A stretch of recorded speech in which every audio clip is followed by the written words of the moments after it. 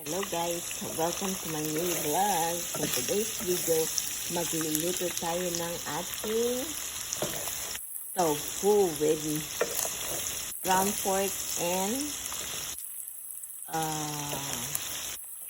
shrimp.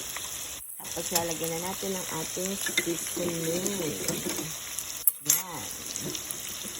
Pangpalapot sa ating niluluto. Ayan. Hintay lang natin. Isi-simmer lang natin siya. At lalagyan natin siya ng spring onion. At before that, lalagyan natin siya ng nor liquid. Pampalasa. Ayan guys. Masarap na naman ang ating ulam. Ayan. Hintay lang natin siyang lumapot. So, ayan. So, titikman muna natin siya kung anong lasa.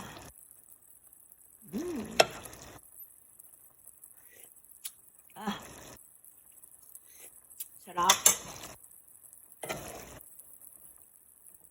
Ayan. Luto na siya. So, lalagyan na lang natin siya ng spring onion.